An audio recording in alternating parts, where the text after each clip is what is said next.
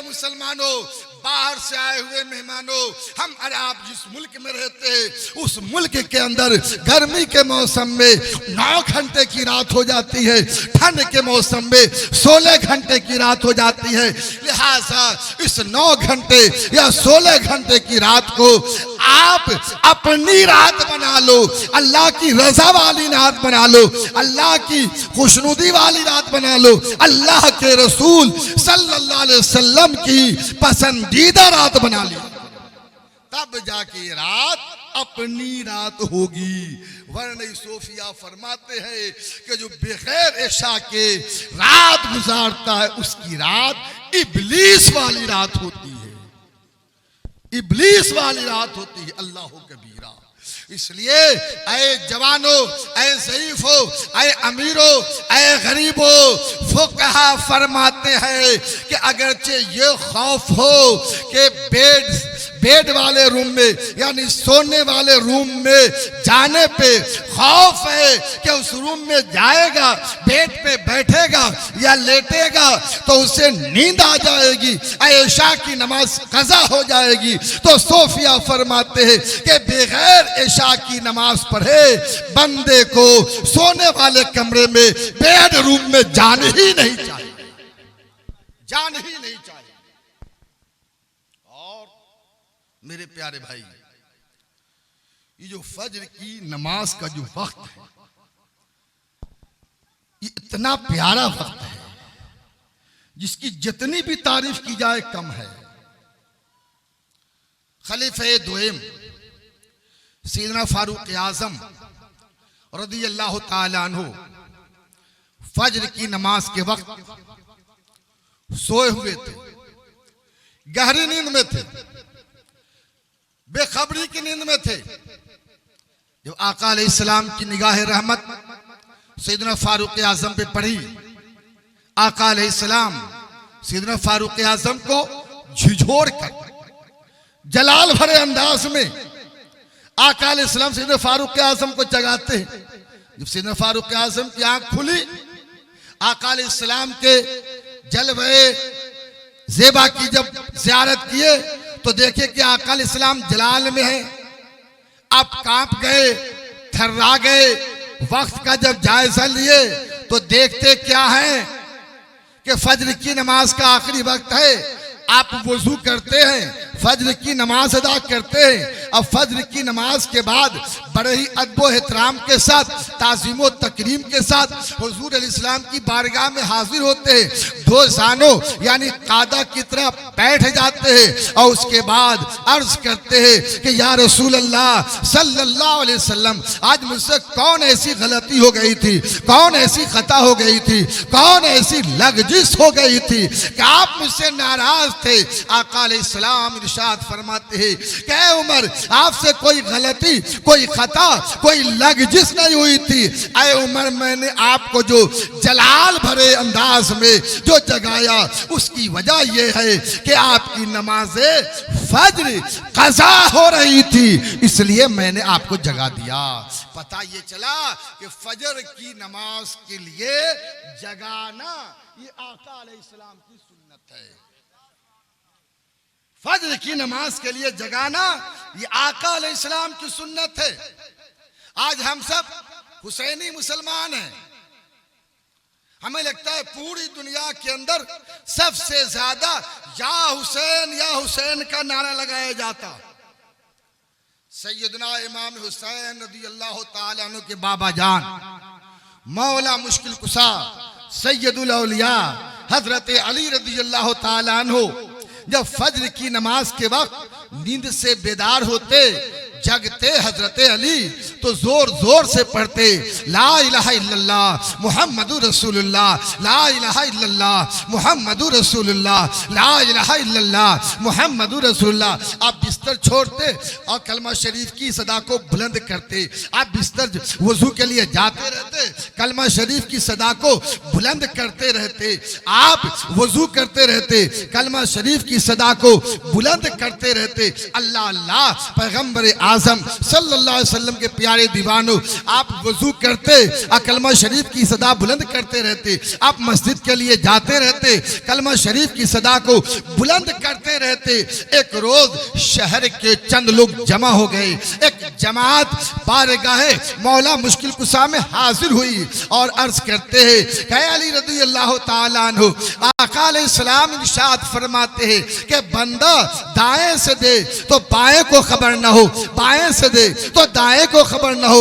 ऐ अली, आप ही का कौल है कि बंदा जिस तरह अपने ऐब को छुपाने की कोशिश करता है, उसी तरह बंदा अपनी नेकियों को भी छुपाने की कोशिश करे। ऐ अली, आप ही फरमाते हैं कि कुछ ऐसी नेकियां भी होनी चाहिए जिसकी खबर खुदा और बंदे के अलावा किसी तीसरे को नहीं होनी चाहिए। लेकिन ऐ मौला मुश्किल कुशा सैयदुल औलिया हजरत अली रज़ियल्लाहु ताला अन्हु, आप जब फज्र के वक्त जगते हैं तो जोर जोर से क्यों पढ़ते हैं ला इलाहा इल्लल्लाह मुहम्मदुर रसूलुल्लाह, ला इलाहा इल्लल्लाह मुहम्मदुर रसूलुल्लाह, ला इलाहा इल्लल्लाह मुहम्मदुर रसूलुल्लाह।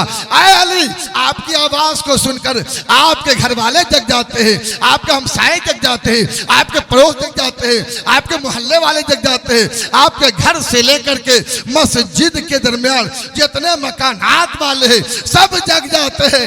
ऐ अली, आप जोर जोर से कलमा शरीफ क्यों पढ़ा करते हैं? हजरत अली इरशाद फरमाते हैं कि लोगों, मैं इसलिए जोर से कलमा नहीं पढ़ता हूं कि लोग मुझे नेकोकार कहे, परहेजगार कहे, सुन्नतों का आईनादार कहे। मैं इसलिए जोर से कलमा पढ़ता हूं कि लोग मेरे कलमे की आवाज को सुनकर नींद से बेदार हो जाए और फजर की नमाज के लिए तैयार।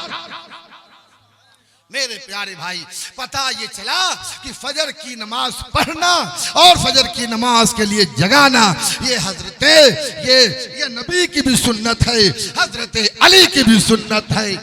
इस कॉन्फ्रेंस में आने वालों, आप भी एक ज़हन बना लो, एक मिजाज बना लो कि हमें भी फजर की नमाज पढ़नी भी है और फजर की नमाज के लोगों को जगानी भी।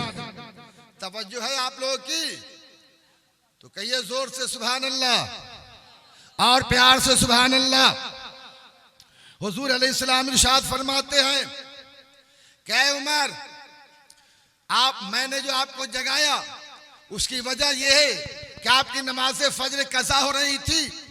आप फजर की नमाज के लिए जग जाया करें, इसलिए कि फजर की नमाज का जो वक्त है वो सिर्फ इबादत का वक्त नहीं है, बल्कि हुजूर फरमाते हैं कि अली, फजर की नमाज का जो वक्त है वो सिर्फ इबादत का वक्त नहीं है, बल्कि वो रिस्क के मिलने का भी वक्त है, रिस्क के बंटने का भी वक्त है, रिस्क के तकसीम होने का वक्त है। ऐ अली, ऐ उमर, तुम फजर के वक्त जग जाया करो, अल्लाह की याद में लग जाओ, अल्लाह के हम्दो सना में लग जाओ, अल्लाह के जिक्र में लग जाओ, अल्लाह की तस्बीह में लग जाओ, अल्लाह के तकदीस में लग जाओ, अल्लाह की याद में लगे रहो। फजर के वक्त तुम अल्लाह अल्लाह अल्लाह अल्लाह रब रब की रट लगाते रहो, ताकि रिस्क बांटने वाले फरिश्ते जब तेरी किस्मत का रिस्क लेकर के आए और तुझे अल्लाह की याद में पाए तो तुझे रिस्क भी अता फरमाए और उस रिस्क में बरकत भी अता फरमाए। मेरी इस तकरीर पे कोई अमल कर ले तो उसकी जिंदगी में चार चांद लग जाए, वो नहीं उसकी औलाद कामयाब हो जाएगी, नसीबा जाग उठेगा। तारीख शाहिद है कि सैयदना फारूक आजम हुजूर अलैहिस्सलाम के उस जाहिरी जिंदगी में और सैयदना सरकार सिद्दीक़ अकबर के जमाने में फजर के वक्त जगते रहे, बीबी को जगाए, बच्चे को जगाए, खानदान वाले को जगाए, मोहल्ले वाले को जगाए।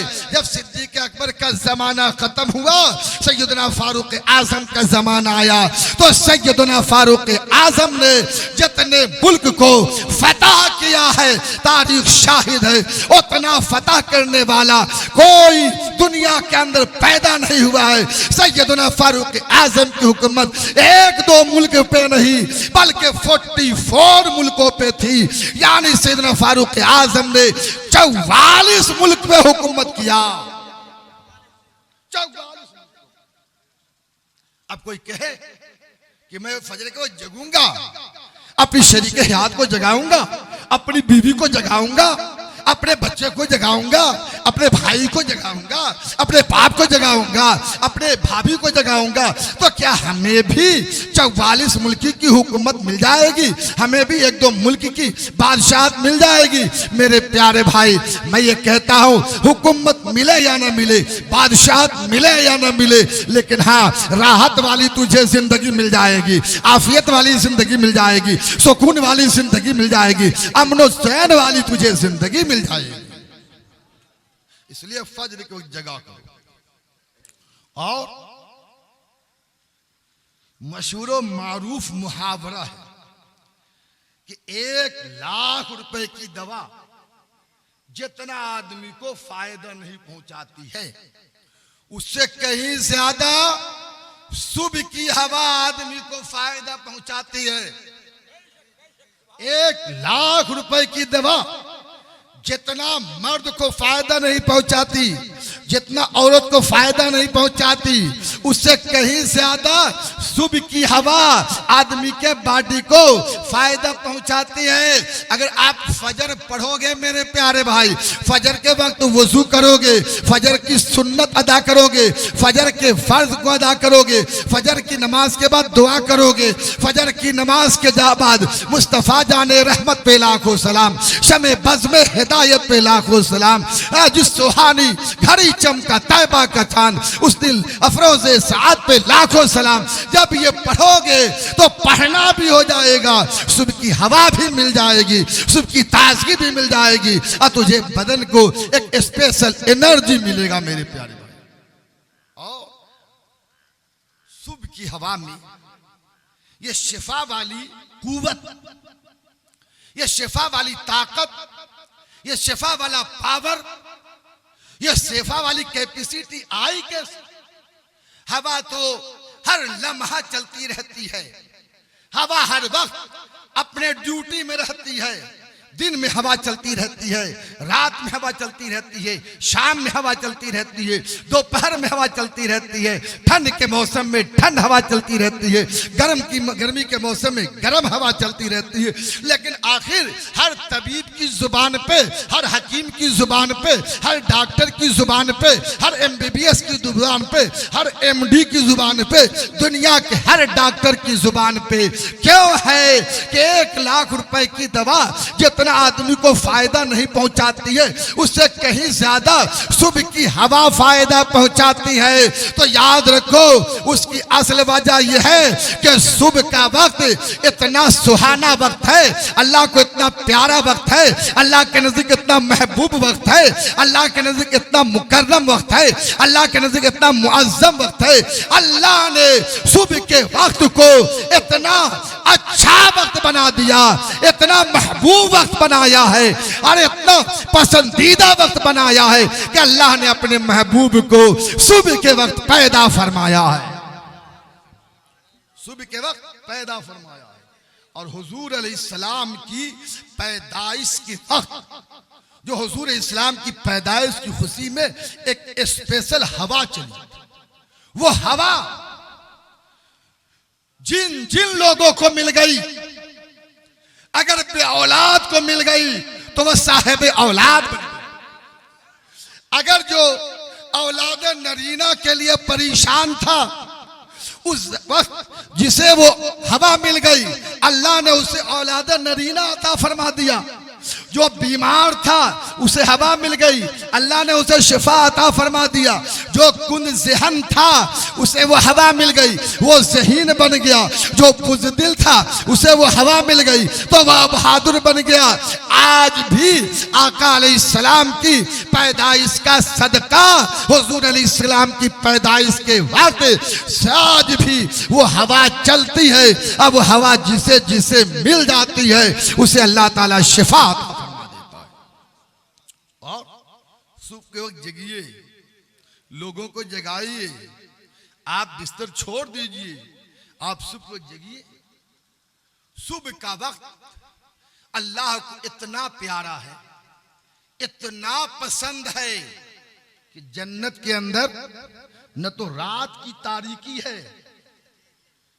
न तो दिन का उजाला है, न तो सूरज की चमक दमक है, बल्कि सुबह के वक्त को अल्लाह ने इतना पसंद फरमाया है कि जन्नत के अंदर जो वक्त है वो न दिन है न रात है, बल्कि सुबह का सुहाना वक्त है। मेरे प्यारे सुन्नी जन्नती हुसैनी मुसलमानों, ये जन्नती वक्त में जग करके जन्नत की तैयारी कर लो, अल्लाह ताला तुझे जन्नत अता फरमा देगा।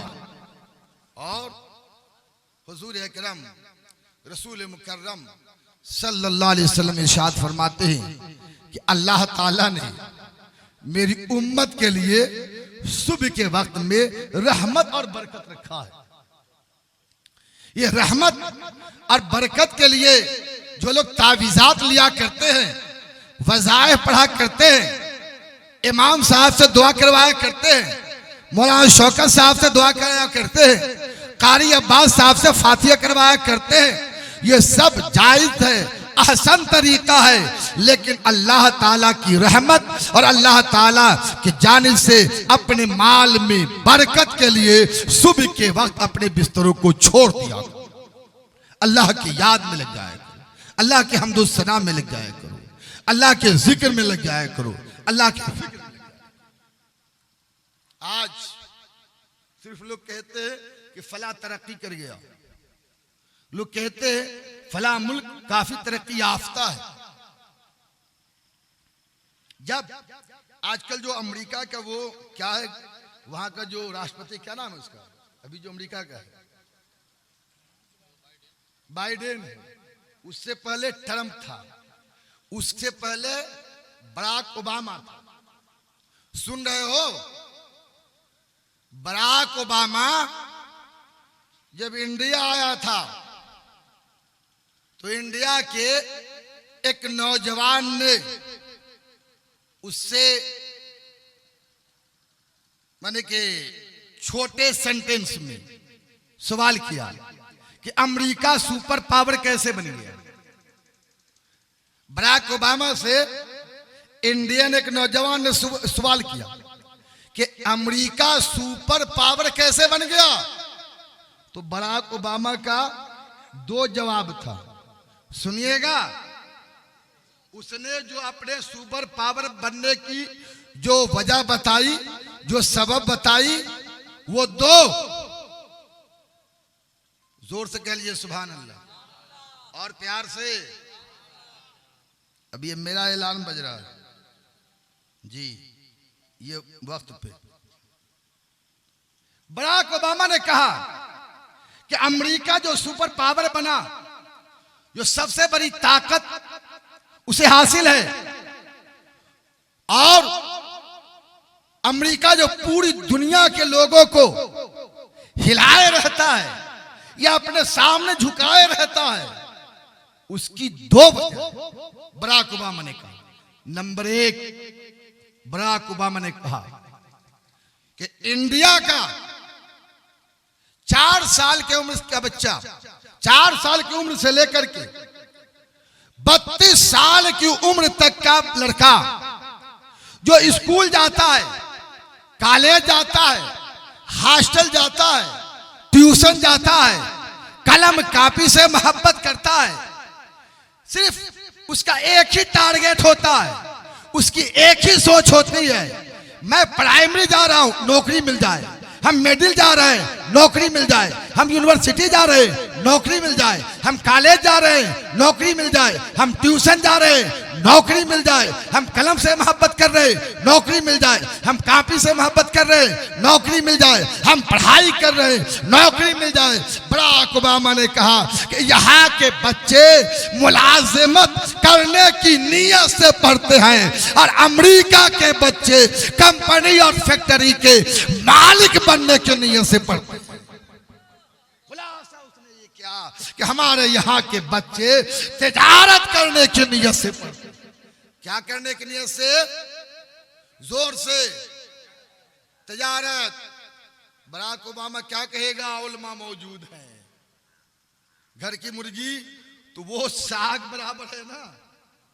वहां शौकत साहब को कोई भाई कहता होगा, कोई चचा कहता होगा, कोई दादा, कोई नाना कहता होगा। समझा कि नहीं जी? कोई बड़े अब्बू, कोई छोटे अब्बू कहते होंगे। अल्हम्दुलिल्लाह अज़्ज़ वजल। अगर एक जानिब मेरे दाएं जानिब इस गांव के एक नामवर आलिम दीन है, तो दूसरे जानिब इस गांव के एक नौजवान आलिम दीन मौजूद हैं। और इन लोगों की मौजूदगी में मैं आपको ये पैगाम देता हूं मेरे प्यारे भाई, कि हुजूर अलैहिस्सलाम इरशाद फरमाते हैं कि रोजी के 10 हिस्से हैं। रोजी के 10 हिस्से हैं।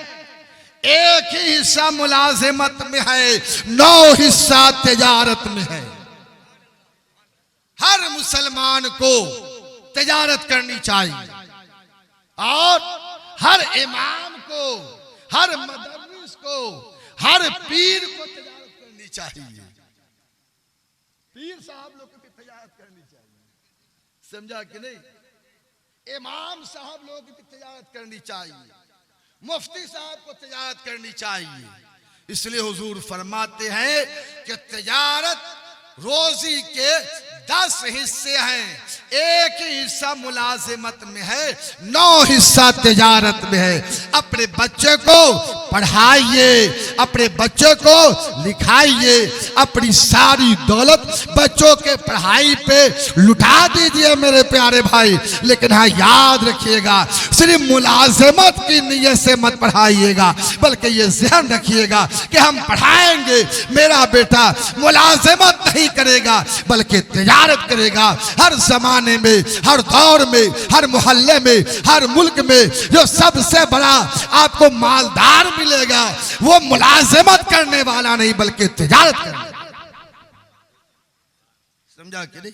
तिजारत को अपना नस्ब बनाइए, तिजारत को अपनी आदत बनाइए, तिजारत को अपना कल्चर बनाइए, तिजारत को अपनी फितरत बनाइए।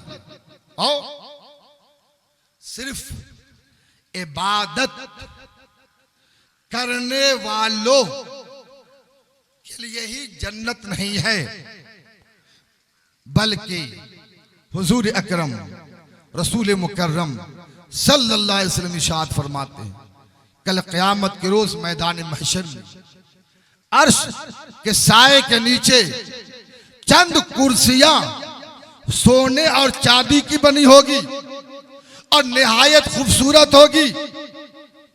फिर रिश्ते अर्ज करेंगे, मौला अज़्ज़ वजल, ये सोने और चांदी की कुर्सियां, ये जो अर्श के साए में बिछी हुई है, अर्श के साए में लगी हुई है, ये किसके लिए? अल्लाह पाक इरशाद फरमाएगा, ये मेरे महबूब सल्लल्लाहु अलैहि वसल्लम के ईमानदार ताजिरों के लिए। ईमानदार ताजिरों, अमानतदार ताजिरों के लिए। इसलिए आप तिजारत कीजिए, घर से सब्जी बेचिए, आलू बेचिए, टमाटर बेचिए, कपड़ा बेचिए, लेकिन हाँ ईमानदारी के साथ। धोखा ना हो, ज्यादा नाजायज मुनाफा ना हो, ईमानदारी से हर हाल में ईमानदारी का दामन थामे रहिए। गरीबी हो, अमीरी हो, दिन भर आप घूमे, कोई आपका एक कपड़ा नहीं खरीदा, शाम में ग्राहक मिला, अब ये नहीं कि दिन भर की मजदूरी और गाड़ी का पेट्रोल से वसूल लीजिए, नहीं, आप मुनासिब मुनाफा लीजिए और घबराइए मत। अगर एक दिन आपका सामान नहीं बिका तो दूसरे दिन इतना बिक जाएगा कि दोनों दिन मेकअप हो जाएगा। यकीन रखिए कि मेरा रब अल्लाह है, मेरा खालिक अल्लाह है, मेरा राज़िक अल्लाह है। तो खैर मैं यस कर रहा था मेरे प्यारे भाई, आप सुबह के वक्त जगा करे, अल्लाह को याद किया करे, अपनी बीवी को, बच्चे को, अपने घर वालों को, सबको जगाया कीजिए। और आप जो है सबसे ज्यादा तरजीह नमाज को दीजिए, सबसे ज्यादा मुकद्दम नमाज को रखिए। अल्लाह अल्लाह। मशहूर मारूफ साहबी सैयदना अबू उमामा बाहिली रदी अल्लाह ताला अन्हु, हो गया ना।